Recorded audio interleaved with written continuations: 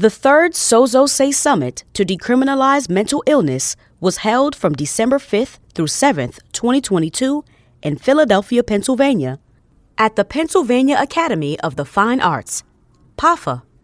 Sozosei means creativity in Japanese, and we chose to meet at PAFA, the nation's first art museum and art school. This setting reinforces the Sozosei Foundation's belief that creative practice, imagination, trial and error, rehearsal, and production is the undergirding of strong social movements.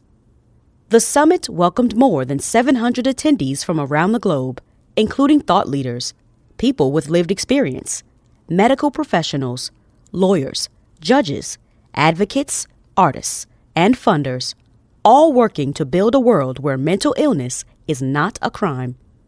Centered on themes of reimagining, reconsidering, and reframing, the summit asked, what is essential to decriminalize mental illness? Inside of PAFA's Annenberg Gallery, summit participants were welcomed by Eric Pryor, President and CEO of PAFA, who reflected on the role of creativity in solving complex problems. The summit began with opening remarks from Tarek Rabah, President and CEO of Otsuka North America Pharmaceutical Business and board member of the Sozosei Foundation.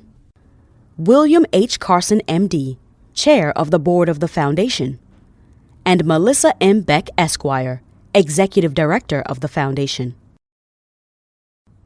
Patrick Kennedy, former U.S. Representative, Democrat, Rhode Island, and founder of the Kennedy Forum, delivered the summit opening keynote, reminding participants that the Mental Health Parity Act, which ensures that mental health care is treated the same as physical health care in insurance plans, is not being enforced across the nation, creating a significant barrier to the decriminalization of mental illness.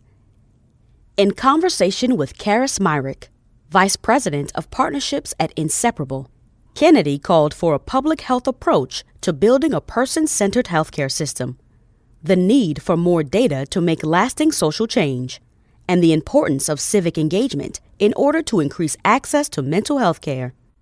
Summit participants then turned to 988 and the crisis care continuum. This topic is a continuation of a theme from the 2021 summit, where a focus was on the promise and peril of 988 in advance of the number's launch. Our focus in 2022 enabled participants to reflect on 988 after its first few months of operation. To do so, national, state, and local perspectives on 988 were presented. Beginning with a national perspective, Laura Evans from Vibrant Emotional Health, Tiffany M. Russell from SAMHSA, and Daniel H. Gillison Jr. and Hannah Wesolowski from the National Alliance on Mental Illness were in conversation with moderator Dan Gorenstein, host and executive editor of the podcast Trade-Offs. The panel reflected that though 988 appeared to be off to a strong start, many states have not yet been able to bring the promise of 988 and a full crisis care continuum to bear in their communities. To understand why, the discussion focused on three key areas of crisis response: lack of funding, unresolved questions regarding interoperability with 911, and barriers to accessing mental health care. To get perspective on 988 at the state level, the summit once again focused on the state of South Carolina, featured as a case study at the 2021 summit. To update on 988's progress in the state in 2022, Kenneth M. Rogers, M.D., former director of the South Carolina Department of Mental Health, and Allison Farrell, executive director of the Columbia Area Mental Health Center, were in conversation with Melissa Beck, executive director of the Sozosei Foundation. Ms. Farrell shared that South Carolina is not implementing 988 as robustly as other states. South Carolina has one call center to serve the 5.5 million people in the state without the political will to add more call centers. Ms. Farrell shared that there has not been an investment in 988 by the state legislature, nor has the legislature adopted a telecom fee to fund 988. Dr. Rogers reflected that South Carolina, which has a statewide mental health system, continues to use 911, and that every county in South Carolina has access to mobile crisis co-responder teams. These teams were deployed 7,500 times in 2021 throughout the state.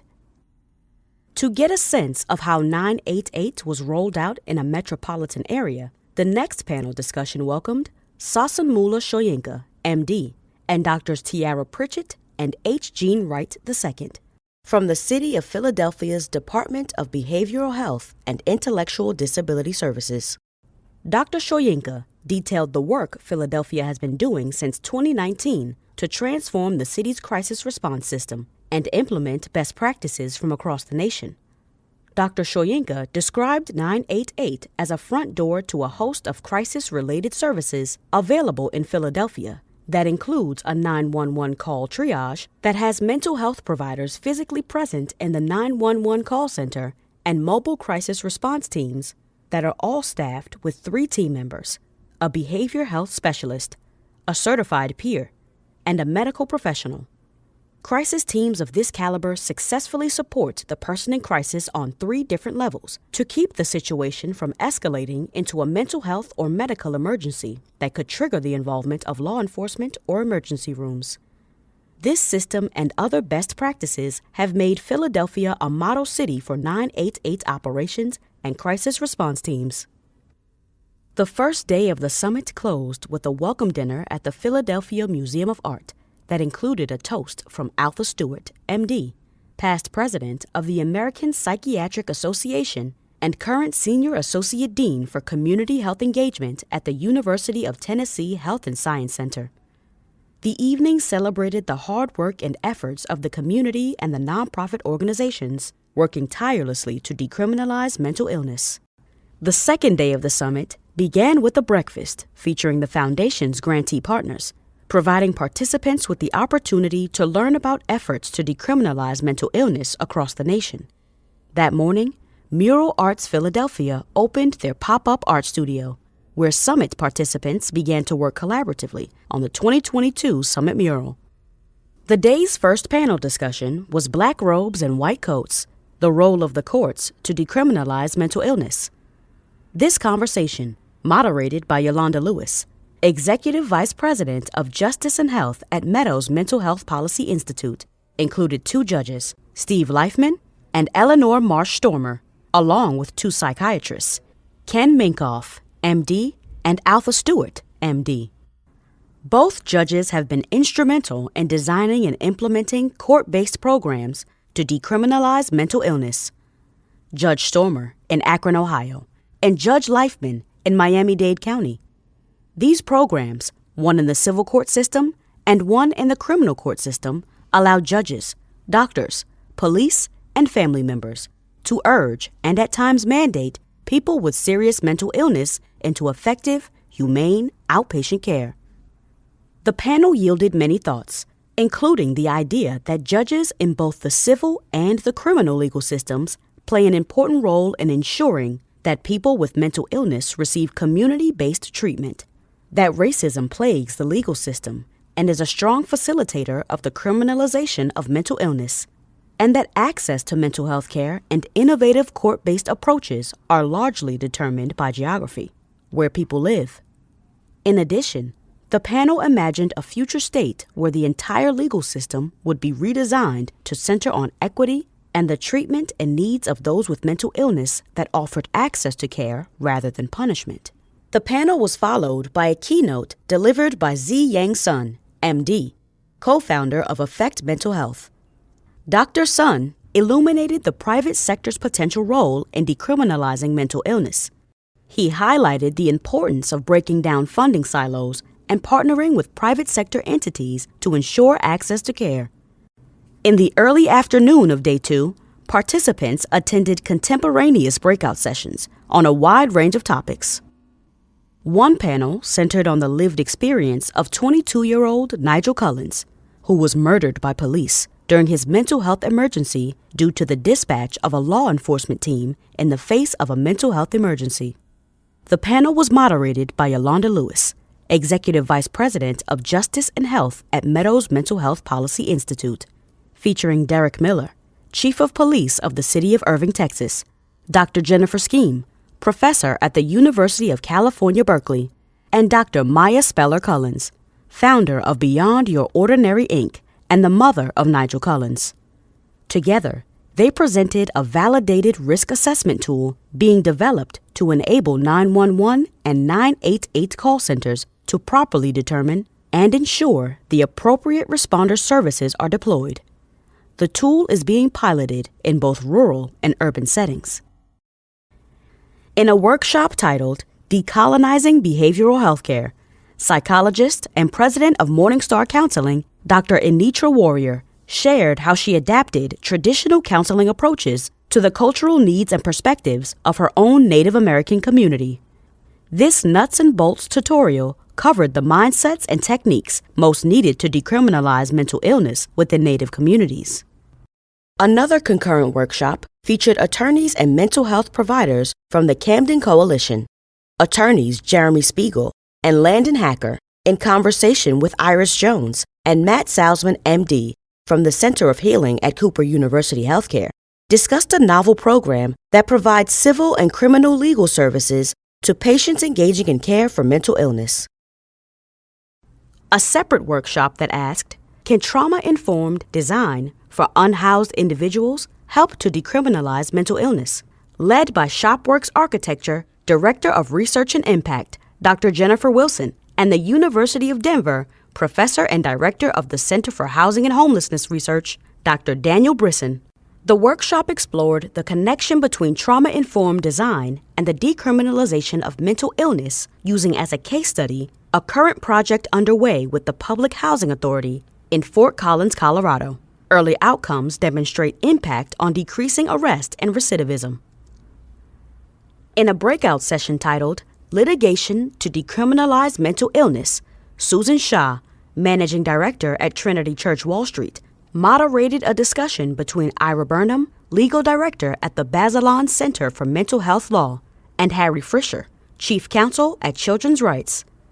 This workshop considered how might the Americans with Disabilities Act, ADA, protect those with mental illness and increase access to health care in communities rather than in jail and prison. And what role do lawyers play in enforcing laws and regulations to ensure public and private insurance cover care? Summit participants also had the opportunity to engage in an experiential learning workshop with Youthcast Media Group. In their breakout session titled TikTok to Decriminalize Mental Illness, founder and CEO Jane O'Donnell, along with intern Hermes Falcon and creator Don McLean, presented a tutorial on how to create impactful 15-second videos for TikTok. This informational session demystified social media channels and provided simple techniques anyone can use to improve their communication skills to advance a world where mental illness is not a crime. Additionally, an off-site visit to the Library Company of Philadelphia allowed participants to view the exhibit Hearing Voices, Memoirs from the Margins of Mental Health, a story of mental health in America told through historical documents that include personal accounts of hospitalization from the perspectives of patients and doctors. The final part of the day featured an interactive workshop with Greg McKeown, best-selling author of Essentialism. The work of an essentialist requires applying a more selective criteria for what is essential so we can channel our time, energy, and effort into making the highest possible contribution toward the goals and activities that matter. Mr. McEwen's workshop actively engaged participants and provided tools to help determine what was essential to decriminalize mental illness in their specific fields. It also examined the critical role of connection and relationships in transforming practices and policies. The third and final day of the summit opened with a presentation from Gray Advertising, showcasing a creative campaign designed to reject the status quo of the criminalization of mental illness. The group from Gray, Jonathan Lee, Global Chief Strategy Officer, Megan Foley-Smith, Strategy Director, and Dr. Christine Gamble, Data Strategy Director, shared this developing campaign inspiring feedback and vibrant discussion.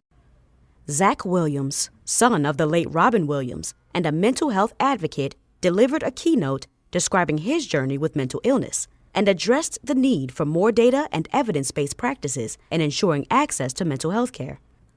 Participants then heard from Assistant Attorney General for Civil Rights at the U.S. Department of Justice, Kristen Clark, who gave a detailed keynote describing the work of her office to decriminalize mental illness by enforcing the Americans with Disabilities Act as a litigation strategy to hold jails and prisons accountable for incarcerating people with mental illness.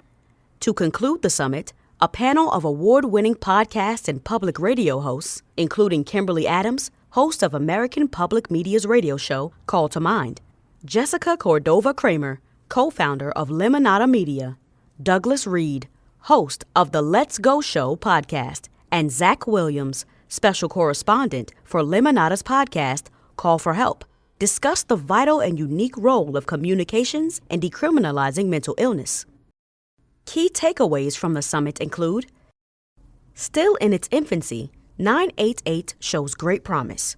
Yet, as expected, issues remain, including interoperability with 911, sustainable funding, accessibility, and more. Regardless of how you build new systems and work to increase access to mental health care, we will not make progress to decriminalize mental illness until we enforce the Mental Health Parity Act. We must build upon efforts to destigmatize mental illness and prioritize communications focused on the decriminalization of mental illness. Data and research in the field remain limited, and the complexity of the issue demands a focus on what is essential to decriminalize mental illness. The courts remain an active player in the movement to decriminalize mental illness, including a resolution impacting 30,000 judges across the United States with a 4-year implementation plan. Litigation that brings the promise of the Americans with Disabilities Act to bear appears to be a key strategy for decriminalization. The nation remains a patchwork of access to care, dependent upon insurance coverage, private and public, local laws and regulations, which makes it difficult to scale promising practices from one state to another. The summit concluded with the unveiling of the 2023 mural and final remarks from the Sozosei Foundation Board Chair, William H. Carson, MD.